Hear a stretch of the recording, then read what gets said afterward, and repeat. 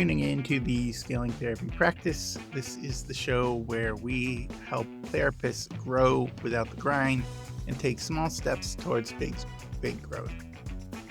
This week we talked a lot about delegation and outsourcing tasks. I wanted to share with you a webinar I am doing with Dr. David Hall, Hidden Strategies to Smart Work Scaling.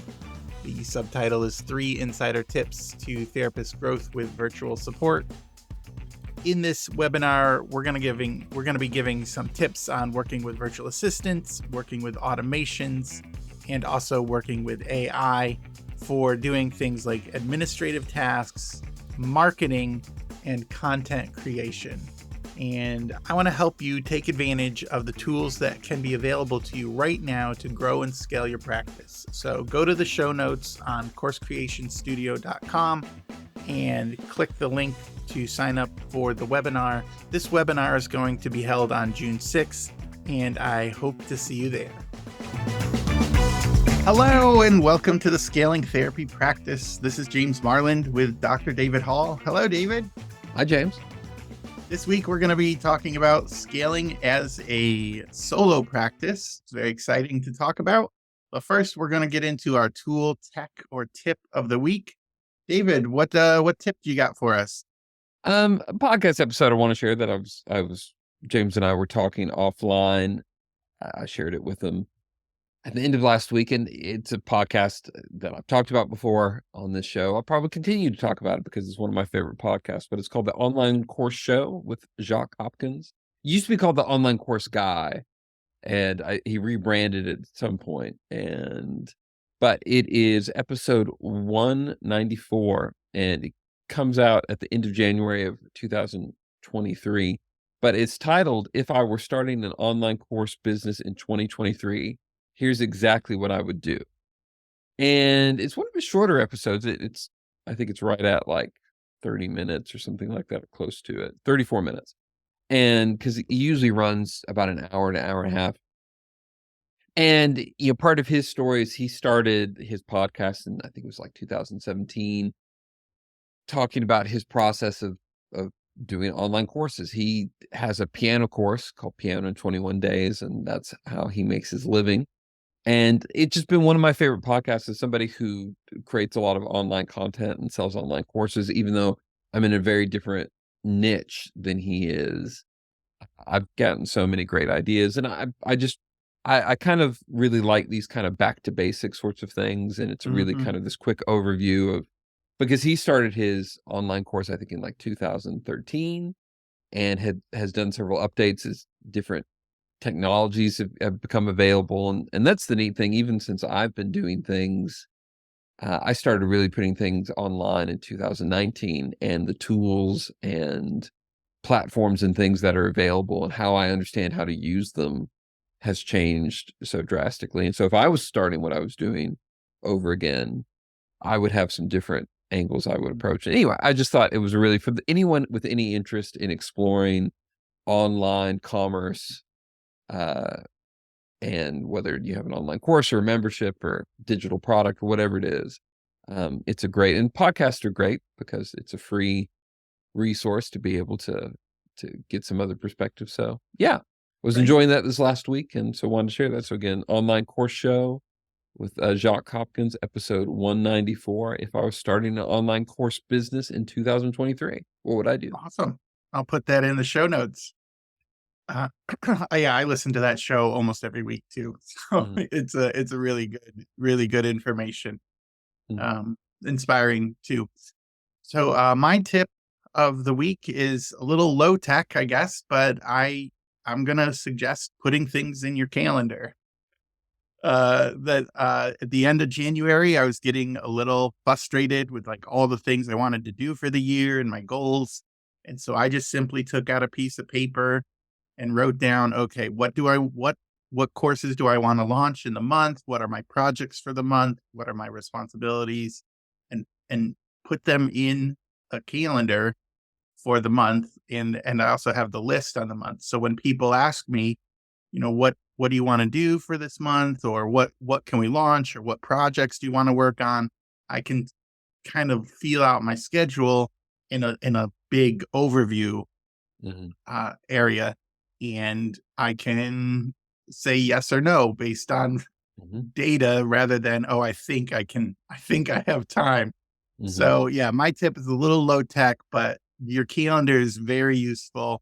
And then you can Mhm. also add like things like ClickUp or Trello for deadlines and stuff. So use your calendar, get it out of your head and onto paper, and you're gonna thank yourself later. So Yeah. that's my tip. Yeah, I use Trello, and here's something I would add to that, because it's something that frustrates me and I have to tell myself. I use a calendar imperfectly, and I think sometimes people will if you might be a naturally organized person. I'm not. And so what happens for me is I get like I was a child in the 80s and 90s, and one of the big things that was a big deal when you would start the school year back then was your trapper keeper. Hmm. And I would start the school year with a new trapper keeper, and it would be organized, and I would have these ambitions of how, like, I'll put these papers here and use these tabs and all that. I was the sort where my trapper keeper, my school locker would just get piles and Yep. piles, and it would just be, and what I would tell myself is, well, I can't be organized. And to a certain extent, that's kind of true. But the unhelpful cognitive distortion in that is the all or nothing way of thinking Hmm. about things. And so where I present it to myself is I could always be more organized. And so I keep on coming back to my calendars, even though I don't use them to their fullest extent or as a discipline, it is still better than nothing. And it still helps me. Like, I've got a whiteboard in my office that on the edge of it, which is right in front of my desk, I have my launch schedule for 2023 for online courses. Now, it's already wrong at this point because I've already changed things, but it's about 60% still correct.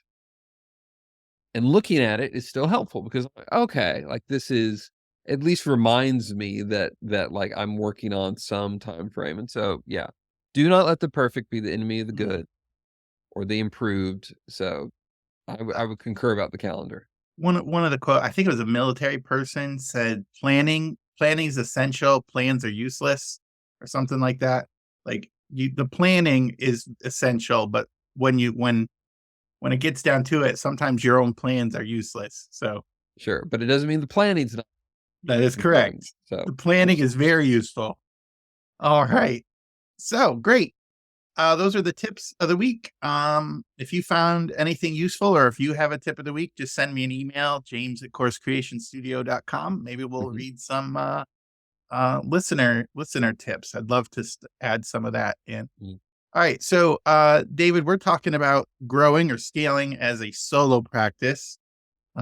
I think a lot of people start out solo, right? I mean, how is it odd to start out in a group practice or is it normally Well, it depends what solo? you mean. Like, it's the I mean, Statistically, I'm assuming there's more solo practitioners than people that join as a group, but maybe I this don't is know. I not think it sure. depends where Okay. you are. Like, I worked in a group. Like, if you mean, like, is it more Owning. common as an entrepreneur to start a Yeah. solo practice than it is to start a group practice? Yes, I'd say so. But a Yeah. lot of people end up working in group practices, and Mhm. I worked for 8 years, well, 10 years in 2 different ones, 2 years in one and 8 years in another, in somebody else's group practice. And so that was my practice journey where I was the first practice I was at 1099 and then I was a W-2, but it was in a lot of ways like solo practice, except I was an employee. I was paid proportionally of my client fees, but I was still my income was based on client fees, and so that way it mirrored solo practice in certain respects, not in others. But as far as Yeah. What's what's your experience as a? oddly enough, none, and Oh. something we were joking about. Like, we've talked a lot about the show because you know I I have a fairly wide experience as therapist goes in the different things I've done. In the settings I've worked in residential treatment. I've worked in group practices. I've worked in psychiatry. I've done online courses. I've done seminars, and that's just been part of my journey. But one of the things I've never done is I've never been in solo practice. I went. from working in a group practice to starting a psychiatry practice, which we talked about that in a previous episode, but that was an interesting journey. And when I got out of being in a psychiatry practice, I immediately went into running a group practice. I went immediately into 3 people, myself and 2 other people. And so I was in a small group, but a group. And so I didn't have that solo practice phase. And that was on purpose. I never sought that for certain things, but it is certainly a lot of people's journey. And so what James and I wanted to talk about today was how to get the most out of it. That if you want to grow and scale, but your phase is solo practice, how to get the most out of solo practice. And not just because some people think the idea of, well, I'm in solo practice, I want to scale, I need to start a group. And that is one way to scale.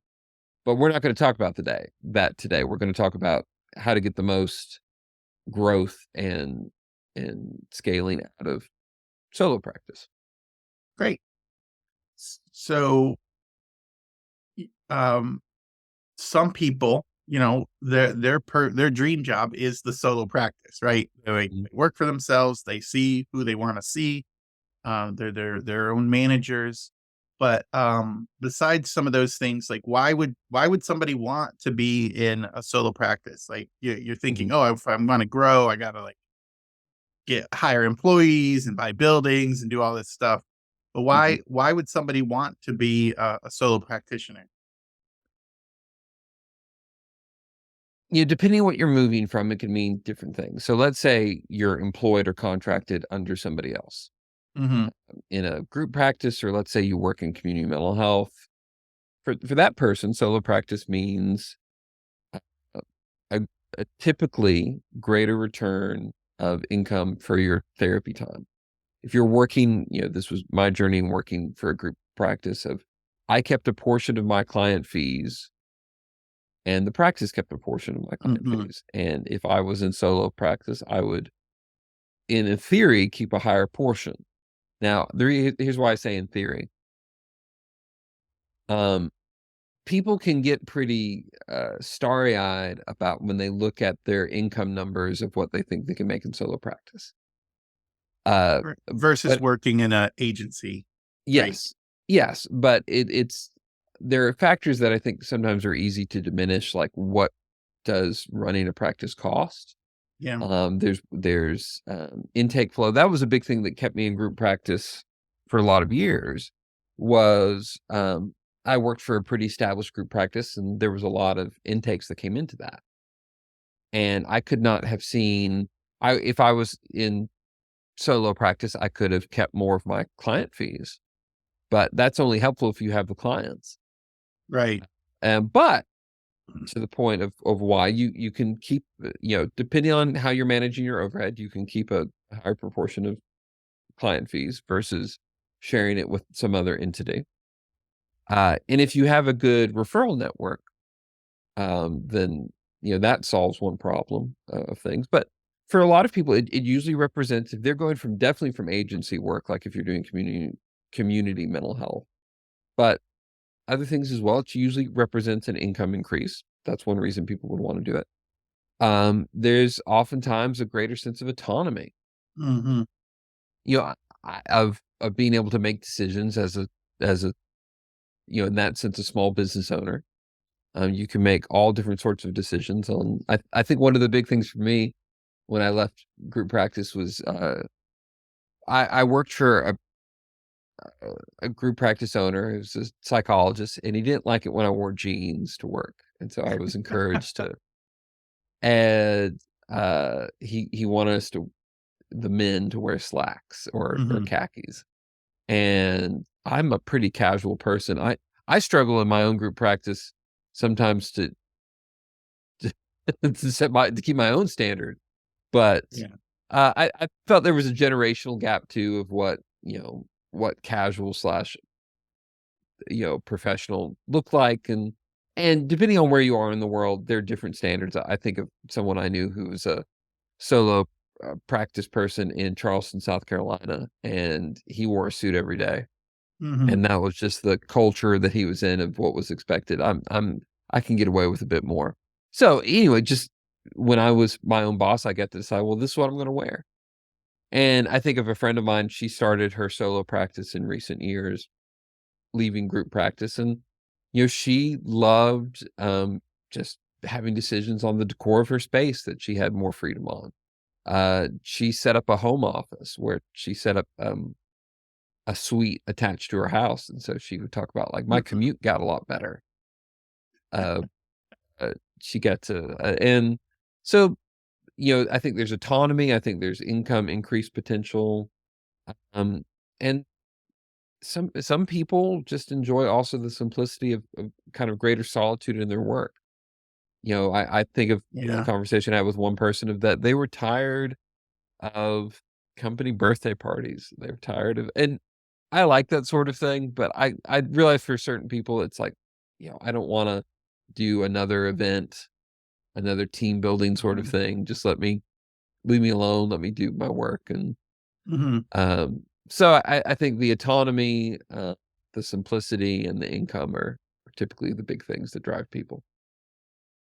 Yeah. My experience is only working inside an agency, and some of the things that people would, some of the therapists would complain about is they didn't get to choose how many clients they saw. Mhm, They sort of felt like on a treadmill. That was one of the big reasons people would leave, is they had all this mandated paperwork and mandated like how many clients they saw, and the bonus structure was a little weird, and it just felt like, you're doing all this work but not getting all the reward. And of course the agency provided the things that you were talking about, like clients and a space. But what yeah, as you've said before, what pain are you going to pick? mhm, What is your pain point that you want to pick? And if you're comfortable with like that paycheck, then you you can stay with the agency. But if you are interested in doing something more, or having more of mhm, those freedoms and decisions, then mhm, there isn't much you can do unless you decide to go solo. mhm, mhm. So Yeah, that the absolutely. one of the questions though that was you brought up as one of the benefits, you get paid more money, but one of the challenges was you're responsible for all the costs. So Mhm, I was trying to like bite my tongue saying like, what are those challenges? Because I know we have the next section is, what are the challenges of being a solo practitioner? And one of them was cost. So we can start there. Like what costs more? Oh, you just gotta wake up and see people, right, David? Right? I mean, you can. There are issues with it. Um so I'll start off this idea because you asked the question of cost, and that's a moving target. Depending on when someone is listening to this, it may have Mhm, changed. I know in my career arc, it's been different. So my very first job out of grad school, I worked for an LPC in Atlanta, Georgia. And I worked in a group practice, but it was really low overhead support, or really, there wasn't a lot of structure to the practice. There was no reception staff. Um, I, in a lot of ways, it was like being in solo practice where I had my office space, but I was responsible for most things. I ran my own schedule. I booked clients. I took phone calls. Like there wasn't a central line. There was lots of stuff. So, and this was in 2006, so quite a bit of time ago for a lot of people, getting close to 20 years, which is just nuts for me to think about. So I had, uh, what running a practice in that. So we'll treat that as I was a version of solo practice. mhm, Um, I my office phone was my cell phone. I know a lot of people do that now. There are more options now, having to be out of your cell phone. In my office, we have desktop phones, but I also all my staff have a VoIP, which is mhm, so it's an app based thing where it allows them to make office phone calls on their cell phone without it being their cell phone number. Because generally, it's a you know different practices run differently. I don't like, I think that's an important boundary. Just Yeah, don't I have would agree yourself with up. that. I know therapists that do it. That's just the nature of how they run their office or how things are. But I don't text with clients. I don't. That's just a boundary I have. But I had less of an option then because they needed a way to get in touch with me, and so I ran things out of a cell phone. I did all my notes by hand. I had physical files where I would write out my Yikes. psychotherapy notes. I had a calendar book, which is where I kept my appointments, and I set up codes so I wasn't giving away client information. I had like a legend that I kept separately of clients and what their Code was, initials were yeah. to kind of put in and then write that in the calendar. And so that was how I did it then. Now most of us run out of electronic health record systems, and there are a lot of options to choose from, but that allows you to handle your billing. And like that was we had a credit card machine in my office. I didn't pay for that. That was my boss paid for that. But I literally had to take credit cards from clients and run credit cards. And I've not touched a credit card from a client in years because it's all part of the EHR system now. All my client reminders um, and now telehealth is something and so I bring that up because there's a lot more that makes it simpler now. Right. But it also represents expenses. My expense for my notes before was paper and folders, and now if you're in solo practice, I would treat it as you need to have an EHR. So that's a monthly expense. You need to have malpractice insurance. In the group that I run, we offer a group malpractice insurance policy. But if you're in solo practice or you're 1099, you have to maintain your own malpractice insurance. There's any advertising you do. Like a lot of people will do an online profile on the different directories, sometimes multiple. So whatever you're doing for advertising, there's that. Web page. Yeah, if you have a website, like a lot of EHRs, they'll have website builders, but you need to have a website. Like when I started almost 20 years ago, a lot of therapists didn't have websites, but you can get away with that less and less now. I'm very distrusting of a business that doesn't have a website right now. I'm often fearful I'm going to be murdered when I go to that place. If Are they even real? Yeah, are they even real? If all I see is the street view picture on Google Maps and there isn't any further information, I sometimes look and like, am I going to go into that building and will I come back out? So that may be a bit melodramatic, but there's and this is the same thing if you're an independent contractor, but you have to pay self-employment tax. That's the thing that I offer people that work for me in group practice is they're W-2 employees. And so I pay as their employer part of their employment taxes, and that's not an insignificant percentage. I think it's like 7.68%. I haven't looked in a little bit, but it's that you have to pay for yourself. And so if you're self-employed, you've got to be ideally, if you're self-employed, you want to be doing quarterly estimated tax payments. Otherwise, you may end up with penalties if you just pay your tax bill once a year. And that means, and I know a lot of people that this throws them off because they've got, they get their money in and they think, oh, great. And then they get a tax bill and they hadn't put enough aside for their taxes or Right. they underestimated what they have. And so you have to be a little bit of an accountant. You have to be an accountant. You have to be an office manager, and you have to be and I'm just describing what it is too for a cash practice. If Yeah. you're doing insurance, that's its whole other thing too, where you have to you're doing your own insurance filing, which I know therapists will do in solo practice, or you have to pay somebody for that. Either pay them an hourly rate or a flat fee or a percentage of and so all that becomes expenses for you being in solo practice. And that's an expense and complications. It also can be kind of isolating and lonely. Yeah. Most, not all, but most things I hear about ethical violations or legal violations that therapists can get into.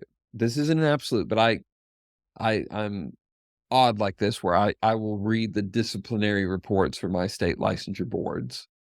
Part of it, I just like keeping up with, what's happening and, what's affecting my profession and things like that. And I'll come across the stories of people that are censured or even have their licenses taken away because they cross boundaries or weren't maintaining records and a lot of them, they're on their own. And I think there's something about when you're in isolation, there's the emotional toll of that, but it's also easy to let a lot of things slide that if Yeah. you had the accountability of even suite mates, you maybe not have quite in the same way. Yeah, those are some significant challenges. And I, um, unlike you, or no, unlike your people who said they miss birthday parties and stuff, that's one of the, or they don't miss it. That's one of the things from working from home for the last 4 or 5 years now, is Mm, I do miss some of the birthday parties and also the accountability and like the sharpening of some meetings, not all meetings, but some meetings, where you talk about things and plan for things. I remember they had group supervision in the mm, agency and going to those and like hearing about other cases and learning things, even though it was, somewhat mandatory for the license or whatever, the facility license or whatever they were doing. Um, it was human contact and learning together. And one of the challenges of being alone all the time is you got to find another outlet for that. mhm, mhm. All right. Any other challenges before we move to what is the best way to get the most out of solo practice? Um, yeah, it relates to the sense of community. We talked about community as accountability, but there's also the community as it relates to a sense of solidarity or support. So, um, I think of what the experience was is to be in practice at the beginning of the COVID pandemic in 2020. Mhm. There was a lot of hard shifts that people in mental health had to do. And it's weird to think about now, but a lot of us had very minimal, if any, experience at all with telehealth. Right. In that I had done a very minimal amount of telehealth in 2020 as 2020 was started. And the EHR I used, they actually had like a month before lockdowns had happened, or maybe 2 months, but it was fairly recently in that time frame. They had just rolled out their integrated telehealth feature. And that was a very fortunate thing to be able to have access to because people were a lot more EHRs now have it standard, but in spring 2020, there were a lot that didn't. And so people were trying to figure out like they were, doing Zoom and trying to figure out what was HIPAA compliant and you Right. know, teledoc. And there were all these different things that people were trying to figure out. And a lot of people I knew in solo practice were calling me for my advice on like, what do I do? Because there was all this, they were trying to figure out like, how do I maintain my livelihood? And I bring this up because you're in solo practice. Oftentimes you're trying to figure out these hard things on your own. When you're faced with an ethical dilemma, Mhm. when you're faced with a business struggle, it's on you. You've got to figure Yeah. out like, and I have the benefit of, you know, I'm business partners with my wife, who's another therapist, and so she and I have the ability to lean on each other, and even staff. We have I wasn't making. I had to make decisions of how we were going to navigate things, but I wasn't making the decisions in a vacuum. I had Right. kind of a community around me where we were kind of in it together, and I think my anxiety would have been uh, quite a bit more heightened if Mm. I was on my own in that. And that's a pandemic, but there are other things too of just, what happens when the unexpected happens, because the unexpected will always happen in business. Mhm. And between, a physical issue in your building to, some law passes and, like a thing that happened in recent years was the No Surprises Act of how Yeah. people now have to disclose. And, those are things you have to figure out on your own if you're on your own. So I would add that as another challenge. Okay. So what are some ways people can get the most out of their solo practice? Like for the people who are like, I love to be a solo practitioner. Mhm. I don't have dreams of like hiring people or buying other buildings or doing other things, but they still want to grow and scale and kind of like maximize their time and maximize their return on investment. What are some ways a solo practitioner can grow and scale? There are two ways to categorize your time in solo practice. Hmm. There's your therapy time, which is and that's the time you get paid for. It's the time you're doing therapy. Um, and I would add your documentation and notes in that as well. I've talked to therapists that sometimes they forget that their documentation is a part of the therapy work, and you can't treat that as extra. But there's the therapy part, and then there's everything else, Yeah. and everything else is communicating with your landlord, or if you have your own Mhm. uh, building. It's managing all the things that require, making sure that there's enough toilet paper and that the bathrooms are in working order and that the lobby, if you have a lobby, isn't messy, or you take your pick on all that. Is the roof leaking? Uh, there's the physical space. There's, if you have an insurance-based practice, it's the billing. Mhm. It's dealing with that. It is client communication outside of the therapy time. Like, how do you book people? How do people book? It's returning phone calls, it's returning emails, it's everything else, and, usually the All everything the else is yeah, Well, all the hats, like, yeah, you're like, all the things that, like, okay, I'm a therapist, so I take off my therapist hat. I gotta, like, empty the trash can. I'm the janitor. Okay. I got to do the landlord stuff. Okay. I'm a building renter. You're, like, yeah. switching your hats You're an and, accountant sometimes, you're kind of all these things, and yeah. generally efficiency in the scaling process is how do you streamline all the other stuff? Because usually solo practitioners feel the best where they find that they're able to spend the minimal amount of time on the non-therapy stuff Yeah. and the maximum amount of time on that. That is both in the sense of reward, because that's what they desire to do typically. And it's the most profitable use of your time because everything else is overhead time. It's not any time that's generating income. So So the thinking about how to challenge, streamline the process of everything else. how do you keep the therapist hat on the longest Yeah. while streamlining the other systems and responsibilities that keep your business running and Hmm. full of clients? Yeah. So the things I recommend for that is if you're in solo practice, uh, do kind of a self audit. Look at where's my time allocated, and the things that are non-therapy related. How to, you know, brainstorm on what to do. And I'll give an example of something I did in my group practice. One of the things that I found from hearing from clients and taking some questions would be people trying to find a therapist with openings, because I have a fairly large group practice, and this has become more of an issue the larger the group has gotten. So if you go to our website, there are over a dozen therapists with profiles to look through.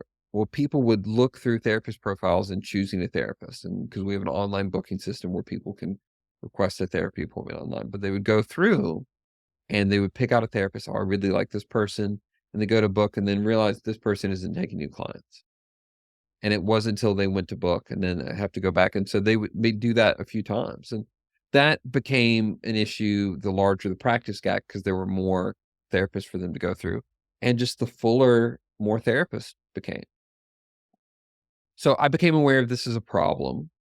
And it was both a problem where it was delaying clients from booking. Sometimes clients, because of the time it would take them, they wouldn't book in the end, Mm. because they would, go through 2 profiles and realize that no one was and they'd be discouraged, or they would have to they ran out of time, and I'll come back and look again later, and there was that, and I also realized that I needed a way to funnel clients to therapists that had the openings. And because there would be therapists with openings, but it would take clients or potential clients a while to get there. And that was more phone calls I had to handle as a practice administrator. So I thought through this problem and I thought, well, what's a way for me to streamline this? And what I came up with is I created a color coding system on our website that if you go on our website, my practice is Haven Counseling Center. You can find us at havencounselingcenter.com. And you go to the profile pages of the therapist, at least the time of this recording. There's a legend at the top of the page saying that because every therapist profile has a colored ring around it. And depending on the color of the ring, it says that indicates where they are and how many openings they have. And it says at the top, there's a legend that says if they're on green, they can usually get you in within a few weeks.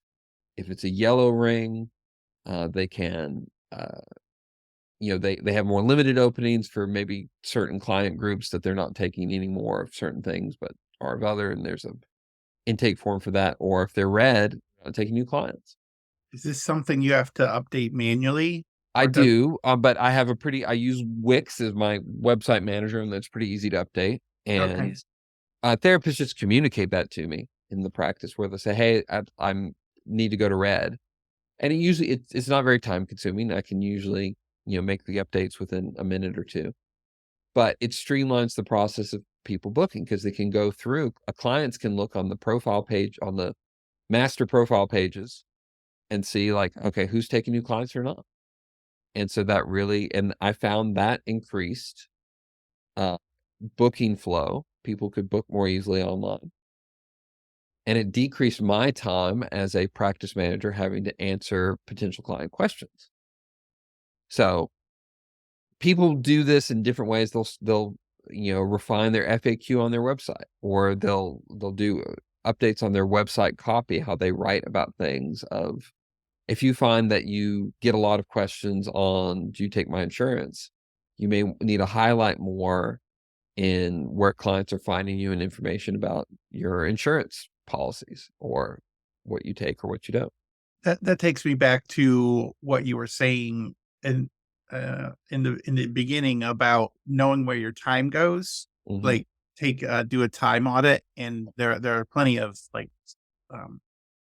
templates out there, I think, for time audits. But one of the most useful things we did at the virtual assistant company was we did a time audit for where all our time was going. And then we saw where the hot spots were and we could apply resources to it.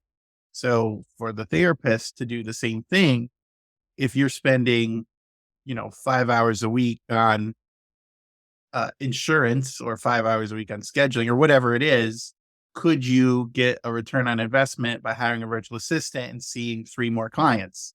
Well, and that becomes the other thing is decide where you need help, because a lot of people are reticent to spend the money on a virtual assistant or an in-person admin person. But you've got to look at, I don't mow my lawn. And there are 2 reasons for that. First is I don't like mowing the lawn. I did it when I was in high school. And I never some people, it's very therapeutic for them. I know a lot of people that they love coming home and having a physical activity that's different from therapy. And I enjoy that for other sorts of things. I'll do different yard work sorts of things. I enjoy certain yard work. Mowing's not one of them. So I don't mow, for one. I don't like to do it.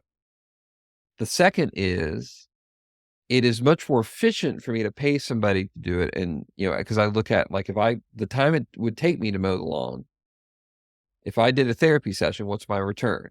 Right. My return is much better for me to just do a therapy session instead. Because what I get paid for a therapy session is significantly higher than what I have to pay somebody to mow my lawn. And that becomes, it's a logical exchange. And for you, if you enjoy certain admin things, then great. No one wants to take your joy in that. Yeah. But if this is stuff that is a barrier to you in your time and you doing what you really want to do, then think about what would a virtual assistant cost me to have them how many hours a week would I need somebody, and what would that cost? And what does that equate to my income producing time? How many therapy sessions is that? And it's not complicated math. And just decide, like, is it worth it to me to do an extra therapy session a week and not have to return phone calls of having somebody that does intake coordinator work? I've talked about this before, but Julie Harris, for her show, the therapy of money, I think she's from Green Oak Accounting. One of her freebies is an ROI calculator, so you can just plug in your numbers and see what's my break even and what's my return. And she does, so the math is done for you in a spreadsheet. But yeah, I'd for any of these extra expenditures, it's good to kind of see, is it worth it to do this type of things? Because there might be some expenditures that it's going to take you like 3 years to make your money back, or there's other things that it's only a couple months. So and so then when you give that work away, not only can you be more efficient, but then you don't have to do the things. You don't have to do the things you don't like. Like we're not good at everything. We don't love everything about running a business.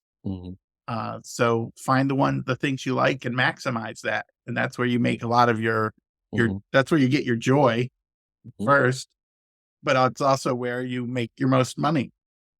Absolutely. All right. Any other, you mentioned, I think it was in the pre-show about sharing expenses. I guess that's one more way of maximizing yeah, and that is a good, I love how you call the conversations we have offline the pre-show, because it assumes that people that, like, because you say, like, when you say it like that, I know what you mean, but it sounds like a pre-conference. It'd be like, oh, for those who are with us in the pre-show, which is just James. Maybe someday. Yeah, maybe someday. I don't know if that would be worth recording, but yeah, most likely not. Most likely not. So, yes, and so it does become, very few things are an absolute either or in business and lots of other things in life. And solo practice doesn't have to be completely by yourself, and because there are practices in town, in my community and in a lot of communities, that are true associate practices. And what that will often mean, and I'll one that comes to mind that several of my friends work in, they have certain shared expenses, but they're each individual businesses. Like, they all are incorporated individually. They run their own EHRs. They have their own malpractice insurance. People pay rent to the same kind of master entity. However, there are things that they share in the way of expenses. Like, they have a single website, and people pay, I think it's part of their associate agreement that they kind of share expenditure. But there could be ways to have certain group practice feels where you can have a sense of community, you can have a sense of camaraderie with other people, but still be running your own business. And, if I was ever in a place, I could see myself one day not wanting to be the principal of a group practice. It is, I generally enjoy it, but part of it is I don't assume anything forever. I don't assume that my life will always look business wise or personal wise in the, there's certain things in my life I'm very committed to, but they're short. Like, I'm very committed to my wife. I'm very committed to my family, but outside of certain relational commitments, things are flexible. I'd like to be a good and loyal friend. I want to treat my employees well, but that doesn't mean I see that they're always going to work for me, because they may choose not to work for me at some point. Right. And I may choose that they as individuals aren't going to work for me at some point, or the business structure. I may just choose I don't want to do business in this way anymore, or there might be changes in my circumstances or the circumstances in our industry that how I run a business won't be viable in the future. And right, that may be hard in adjustment, but all that to say, I don't assume anything forever. I never imagine wanting to be like in an office by myself. But I could see being part of an associate group one day, if in a different phase, because I would want community, I would want things, but I could see, like, well, but keep my part of the business simplified. And so that's I think some way where people can, and you may be in a place where you have been truly solo, truly on your own, and you're over some of the downsides of that, but you're not ready to hire people, or you don't want to work for somebody else. You can create an associate collaboration with other people and look at that. Usually in that there's certain shared expenses and there are certain things that are still individual expenses, but it is a greater efficiency. Sometimes people in associates too, they'll pool resources to hire an intake coordinator, and Mm-mm. a virtual assistant doesn't have to be just your virtual assistant. It could be, if you have an associate co-op, it could be part of the shared expenses. And so that makes it even more affordable. Great. Okay. So, David, what's one thing you want people to remember from the episode, or one thing that that is This is important? my bias as a group practice person, I think, against solo practice. It is decide what headache you want to deal with, because I think some people will go into solo practice thinking that it will make their lives easier, and it might, or it might not. I've just seen people that their overhead ends up being greater than what they think it's going to Mm, be. And I was talking to a friend recently who he runs a small group practice, and somebody recently left his employ to go on their own, and she's complaining about the former employee about the expense of rental spaces.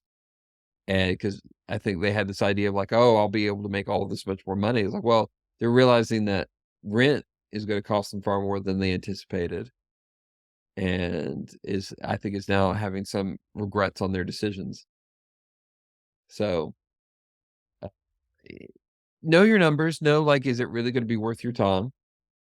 Know yourself, and to know. And so I guess it's just, the one thing to take away is solo practice can be better. It's not always. Um, and that could be a self-serving bias as somebody who runs a group practice, but I wouldn't want to be in it. But if you are, and you know your numbers and it fits your personality, then uh, uh, that could be great. But sure.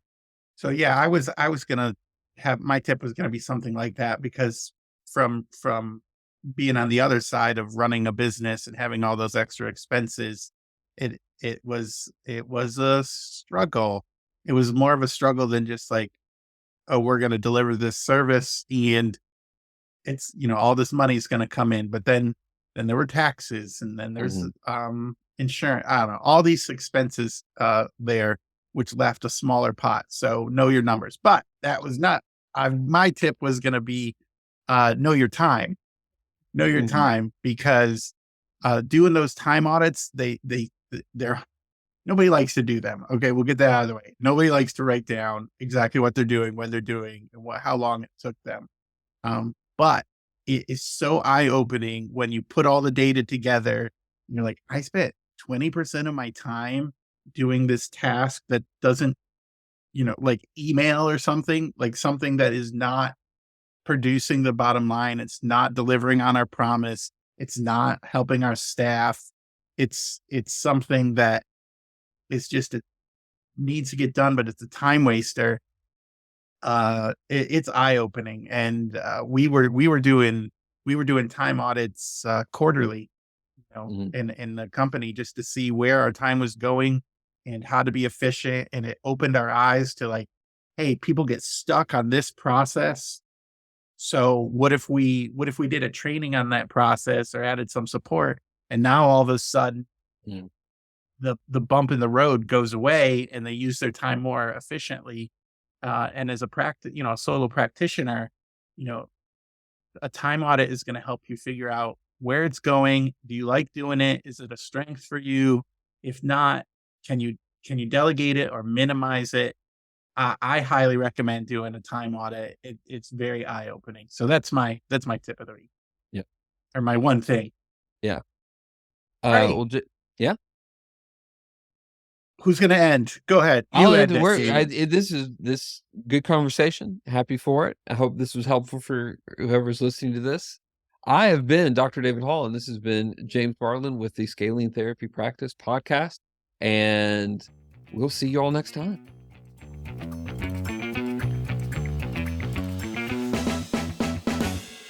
Psych Maven is proud to support the Scaling Therapy Practice podcast. And if you are someone looking for ideas that are tailored to your own personal style on how to scale and grow your own impact and income as a mental health provider, we hope you might check out our free online assessment.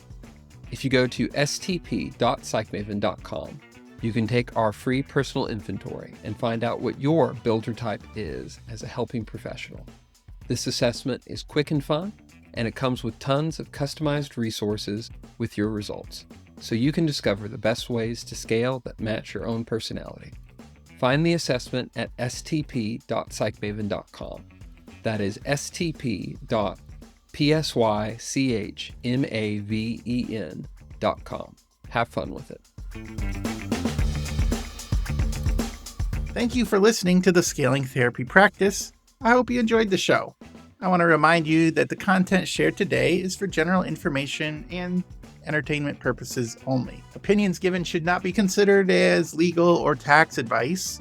If you need a professional advice in those areas, please consult with a licensed attorney or accountant. But thank you so much for listening.